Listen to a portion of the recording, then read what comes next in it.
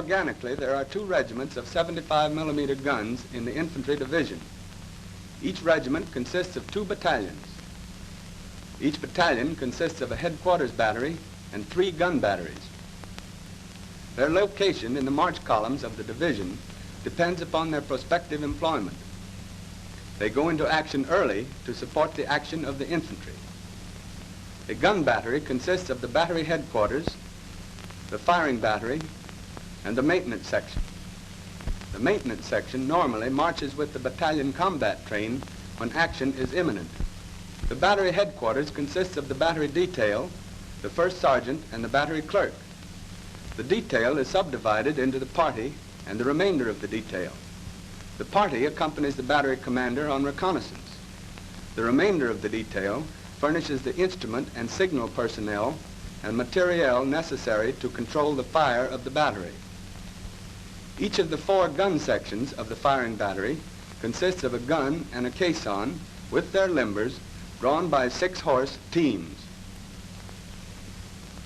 The 5th section of the firing battery is a caisson section, consisting of 2 caissons with their limbers and teams. This section carries about 200 rounds of additional ammunition for the battery.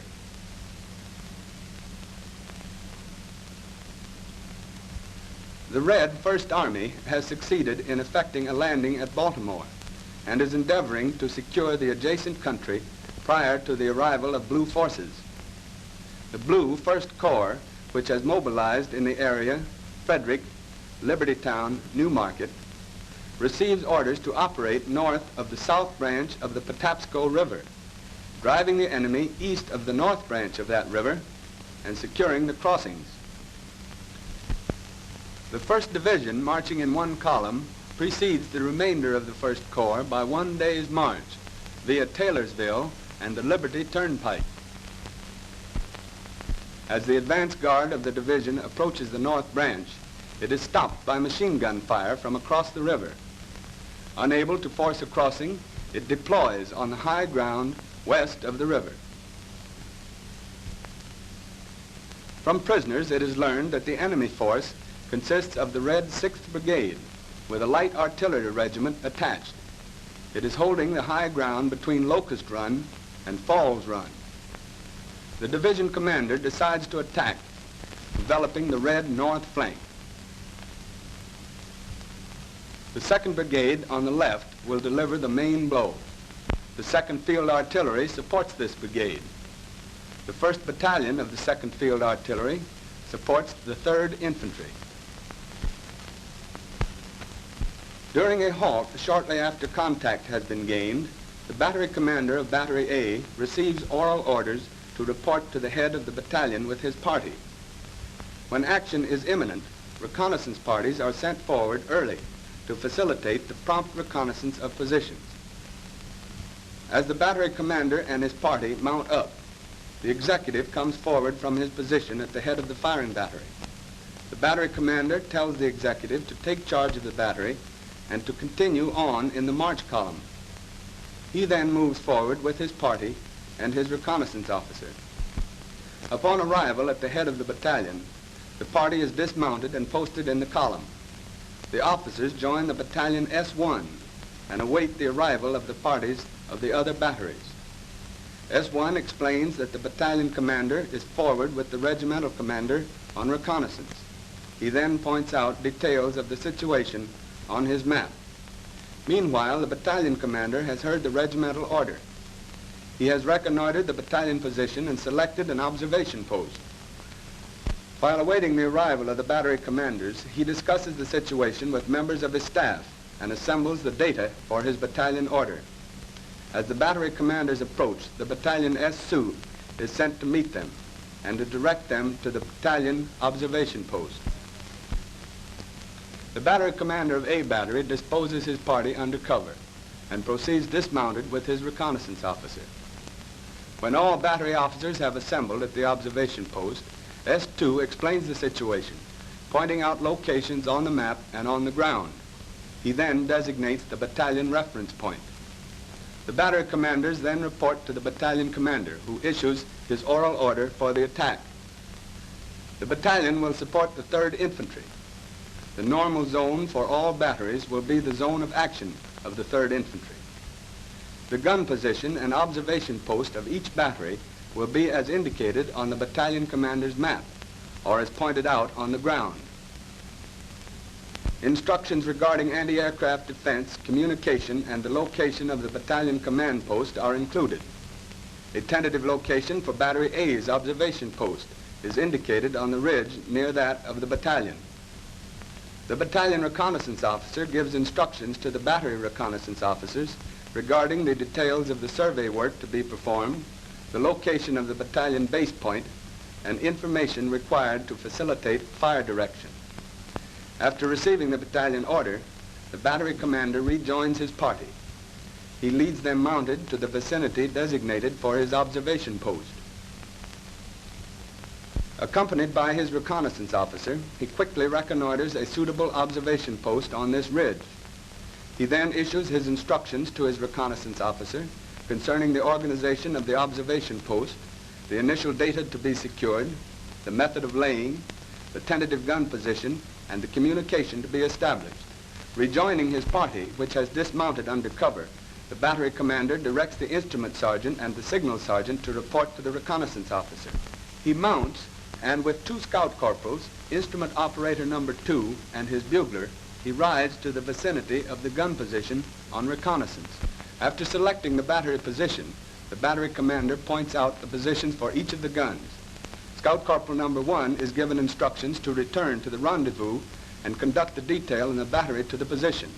The instrument operator sets up the executive's aiming circle in a position convenient for laying the guns. The battery commander shows Scout Corporal number 2 the positions of the guns.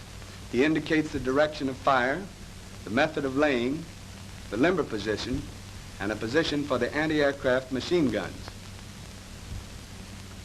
Meanwhile, at the observation post, the reconnaissance officer is transmitting the battery commander's orders to the instrument sergeant and signal sergeant. He designates a position selected for the led horses and outlines the survey work to be performed. The instrument sergeant sets up the aiming circle and begins to compute the initial firing data. The signal sergeant leaves to ride back and meet the detail. While the battery commanders were receiving orders from the battalion commander, the batteries were conducted to a rendezvous point by the battalion executive. Here, all batteries dismount and await orders. Scout Corporal number 1 arrives and reports to the executive of Battery A. He transmits the battery commander's instructions to bring forward the remainder of the detail and the firing battery by a designated route to the battery position.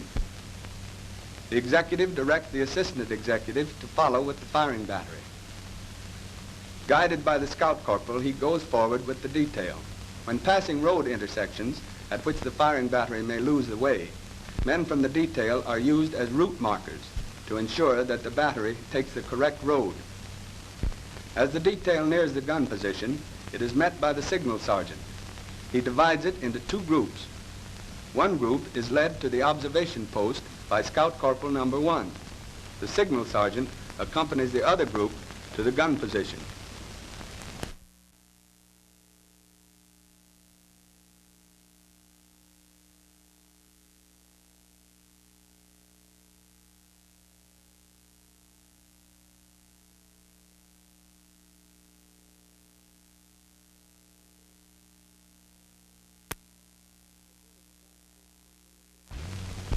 As soon as the gun position was indicated to him by Scout Corporal number 1, the executive rode ahead to it.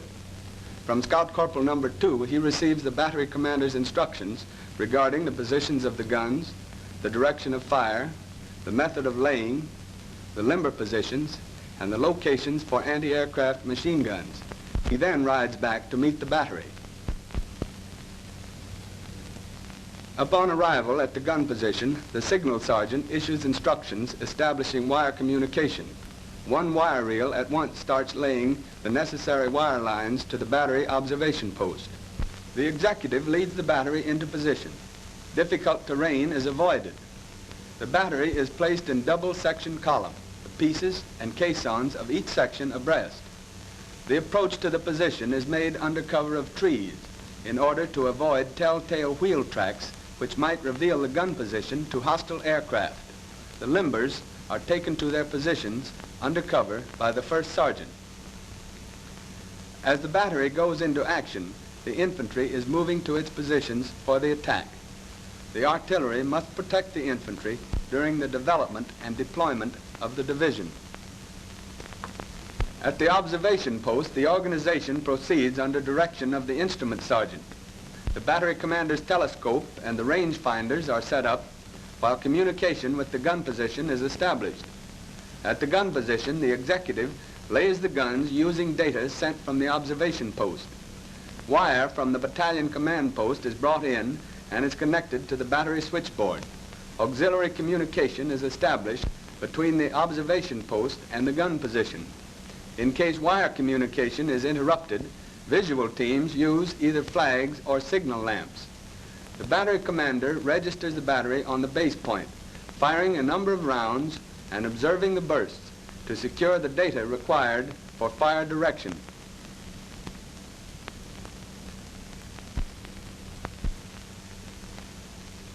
Meanwhile, the reconnaissance officer completes his survey work. He locates accurately on the map the positions of the base piece and base point. The anti-aircraft machine guns of the battery go into position on a nearby crest. The battery is now in position, ready to execute such fire missions as may be ordered. A staff officer from the battalion arrives at the battery observation post with an overlay and a schedule of fires for the attack. The battery commander hands the overlay to his reconnaissance officer, who starts at once to prepare the necessary firing data, checking over with the battalion staff officer the information contained on the overlay.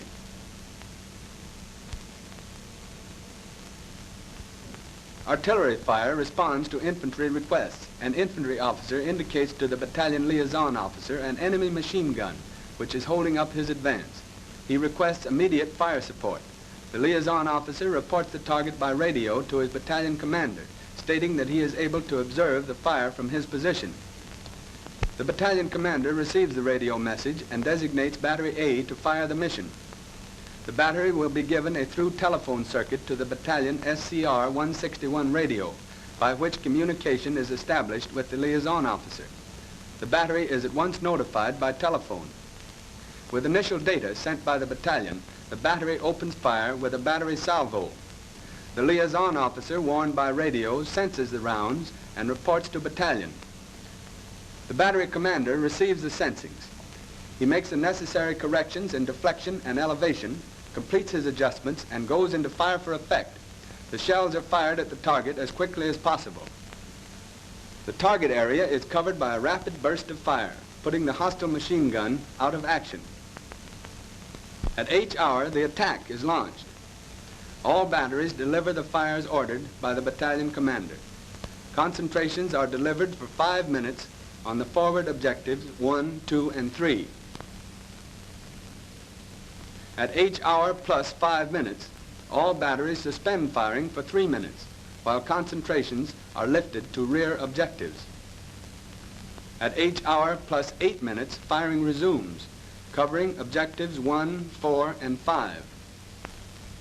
2 minutes later, A battery suspends its fire on objective number 1, and on call from the infantry, lifts its concentration at H plus 13 to objective number 6.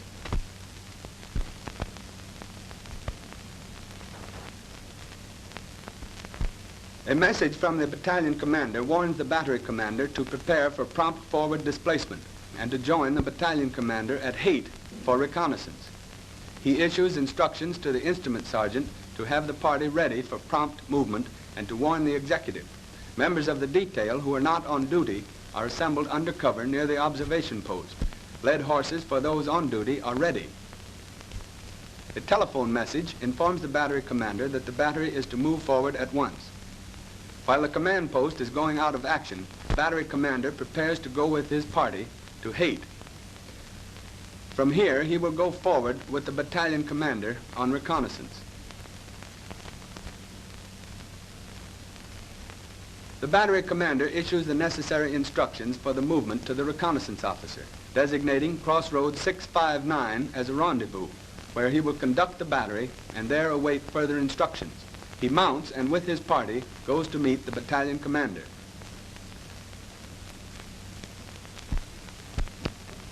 The executive, warned by the battery commander, has limbered the battery and is ready to move. The reconnaissance officer, arriving at the battery position, gives the executive the battery commander's instructions for the movement. He then precedes the firing battery with the remainder of the detail to the rendezvous area at Crossroads 659. Upon arrival at Haight, the battery commander reports to the battalion commander. Representatives from the other batteries have reported. All move forward with the battalion party to reconnoiter the new battalion area. They move by defilated routes, which later will be used by the firing batteries. En route, the battalion reconnaissance officer who has been forward joins the battalion commander. He reports the results of his reconnaissance and recommends a location for the battalion observation post. Guided by his reconnaissance officer, the battalion commander and the battery commanders arrive at the selected observation post. Here, the battalion commander gives orders to each battery commander or his representative, covering his mission and position. A battery's commander leaves to rejoin his party. Scout Corporal number 1 is sent back to the battery rendezvous at Crossroads 659 to guide the firing battery and the remainder of the detail forward. The battery commander and remainder of the party then complete the reconnaissance of the battery position. As before, the observation post is established. The initial data is computed. Prior to the arrival of the reconnaissance officer, his duties are taken over by the battery commander and the instrument sergeant. Without delay, the battery occupies its new position, well up in the forward area, and opens fire. With the guns in close support, our infantry continues its advance, driving back the demoralized hostile forces.